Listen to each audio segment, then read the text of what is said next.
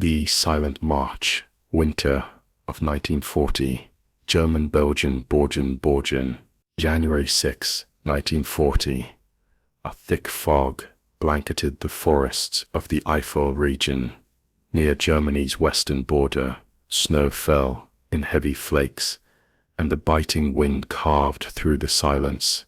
That night, a lone man walked through the darkness, his boots sinking into the frozen mud, his rifle dismantled, his mind at war with itself. His name was Helmut Reinberger, a Luftwaffe liaison officer, carrying a brown leather satchel. Inside it, the top-secret plans for Germany's invasion of France and the Low Countries. Helmut was not a traitor for profit. He was a man who had lost faith in Hitler. What began as patriotic duty had turned into horror. He had witnessed burned villages, civilians executed in the name of security. The Reich was no longer the nation he had sworn to serve. The satchel in his hands held the fate of millions, and he knew that if he could deliver it to the Allies, he might prevent the storm that was coming.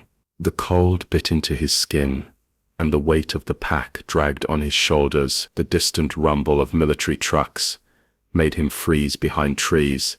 Every step was a death sentence. If caught, he would be shot as a deserter.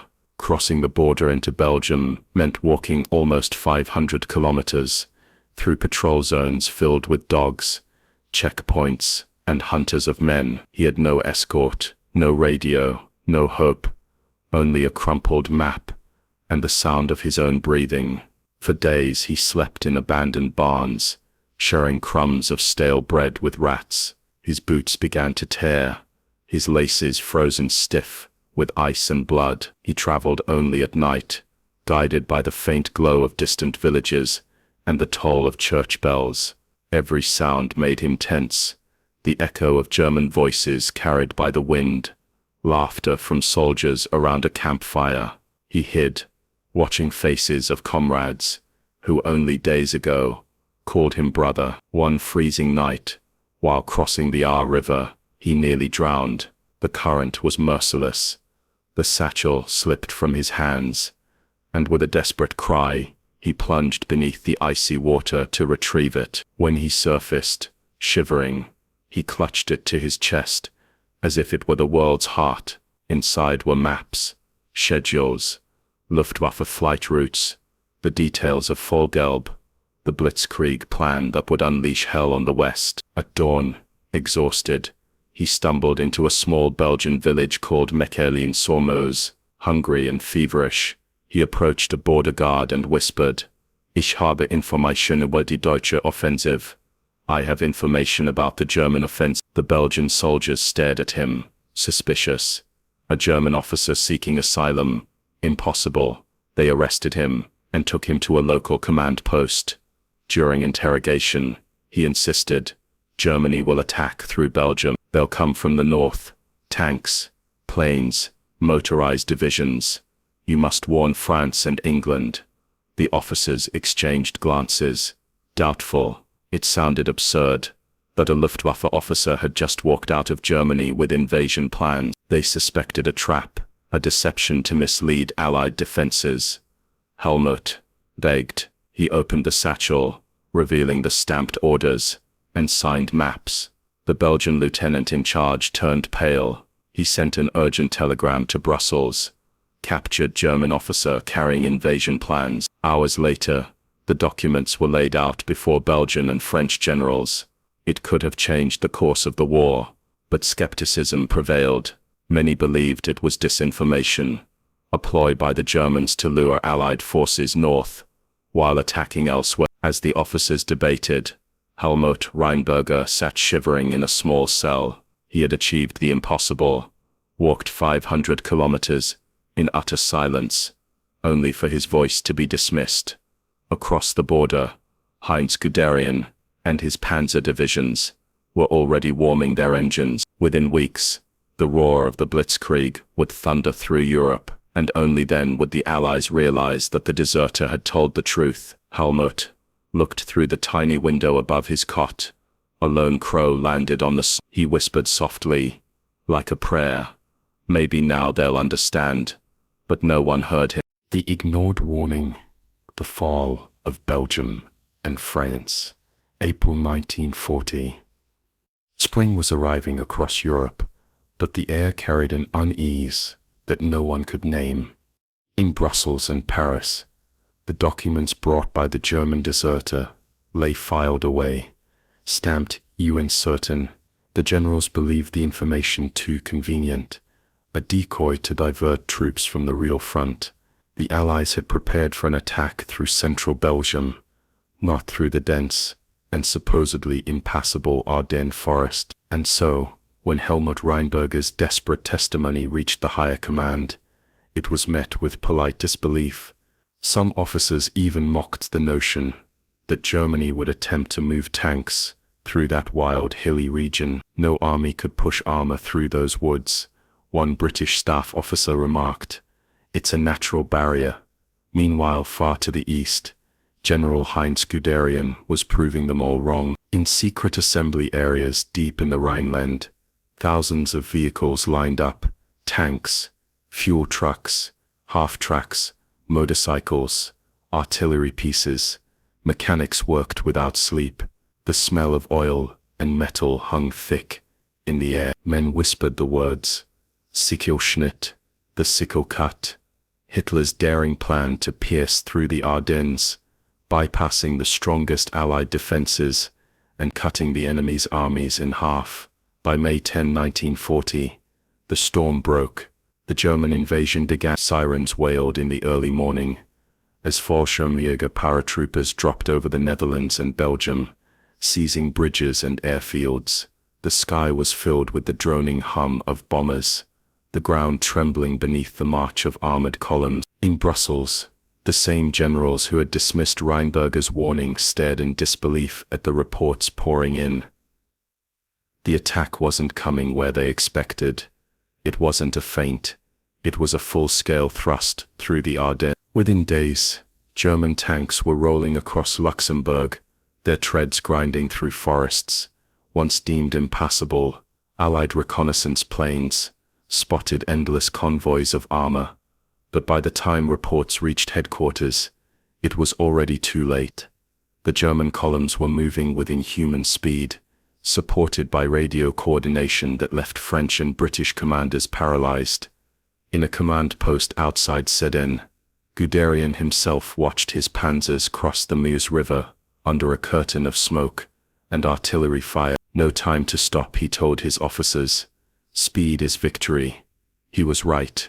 On May 13, the French defenses at Sedan collapsed. The Germans built pontoon bridges, ferried tanks across the river, and unleashed a torrent of mechanized fury into open French countryside. The vaunted Maginot Line, stretching miles to the south, was completely bypassed. Within 48 hours, entire divisions were encircled. In Brussels, panic spread. The Belgian army was falling back, and the French high command struggled to comprehend the scale of the disaster. Reports came of German units appearing far behind Allied lines, moving faster than anyone thought possible. Amid the chaos, a small group of intelligence officers remembered the man who had tried to warn them months before. They reopened the dusty file marked German deserter, Mechelen incident. The maps matched perfectly. Every route, every timing, every armored division, exactly as he had described. But by then the damage was irreversible. The Wehrmacht's Blitzkrieg was in full motion, and nothing could stop it. Allied morale broke. Thousands of soldiers abandoned their positions, clogging roads with refugees and burning vehicles. The sky rained with the roar of Stuka dive bombers, their sirens screaming like banshees of steel. From his cell in Belgium, Helmut Reinberger could hear the thunder of engines approaching. The invasion he had tried to prevent was now sweeping over the land. The ground shook beneath him as he realized the cruel irony. His warning had been true, and yet ignored. Belgian guards fled the prison, unlocking cells in haste. Helmut stepped out into the smoky dawn, watching columns of black uniformed soldiers advancing down the road, their boots in perfect rhythm. He recognized the insignia on their vehicles: the Iron Cross, the the mark of his former comrades. He lowered his head. "It's done," he muttered. All around him, Europe was collapsing. France would fall within weeks. The British Expeditionary Force would be cornered at Dunkirk. The world would call it a miracle that any escaped at all. And through it all, one truth would remain buried in forgotten files. The first man to reveal the Blitzkrieg's plan had done so months in advance, walking alone through snow and silence to warn them, only to vanish in the tide of history that refused to listen. Helmut Reinberger was never heard from again. Some say he perished in the chaos. Others claim he disappeared into exile. What is certain is this: he had tried to stop the unstoppable. When the panzer divisions reached the Channel, the German officers celebrated with champagne. But somewhere, under the ash and smoke of a Europe in flames, the echo of a single man's footsteps still lingered, the sound of a soldier who tried to change fate. Echoes of the deserter, the forgotten man of the Blitzkrieg, June 1940. France was burning. Columns of refugees choked the roads. Families with carts, horses, bicycles, anything that could move. The once mighty French army, proud heirs of Verdun, was broken and scattered. German panzers rolled through Paris under a summer sky, their engines humming like iron locusts. In Berlin, Hitler celebrated in triumph. The lighting war, Blitzkrieg, had worked beyond even his expectations. Generals toasted with champagne. Propaganda films glorified the speed and precision of the Reich, but buried beneath that victory was a ghost, a man whose name had already begun to vanish from reports and memories. Helmut Reinberger.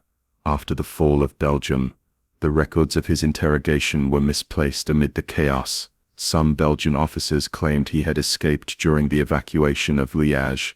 Others believed he was executed by retreating troops who mistook him for a spy. No grave, no witness, no final report, just silence, fitting for the man who had walked 500 kilometers without saying a word. Months later, a French intelligence officer named Colonel Pierre Dupont reopened the Mechelin file while reviewing the causes of France's collapse. As he turned the yellowed pages, he froze. The routes, the river crossings, the schedules, they all matched perfectly with what had actually occurred. He wrote in his report, "The documents presented by the German officer were genuine. We ignored them. The enemy's plan was visible before our eyes, yet unseen by our pride." The report was quietly archived and forgotten. No one in the halls of government wished to admit that one man, an enemy, a defector, had tried to hand them the key to survival. Meanwhile, in London, the British War Office studied the same Blitzkrieg tactics that had crushed France. Analysts debated how the Germans moved so fast, how their communication between air and ground seemed flawless. One young officer noted in his file, "If only someone had warned us that their advance would come through the Ardennes." But no one remembered that someone. By 1941, Europe lay under Nazi control. Helmut's act of conscience had vanished into the fog of war. Yet in intelligence circles, whispers persisted. A nameless German officer who had risked his life to warn the Allies. Some said he had reached England under a false identity. Others imagined him hiding somewhere in the Alps, haunted by the irony of his failure. If he did survive, he would have lived to hear the echo of the very word he had tried to prevent. Blitzkrieg, a word that changed the face of warfare forever. The Allies would not learn from his warning until it was too late. Poland, Denmark, Norway, France, all fell in rapid succession. Only after Dunkirk, only after the fall of Paris, did the world understand the meaning of that word, lighting war. And in that understanding lay the unspoken truth. The first warning had come, not from generals, not from spies, but from one man alone, trudging through snow and shadow with a satchel full of maps, and a conscience heavy with guilt. The war would rage for 5 more years, claiming tens of millions of lives.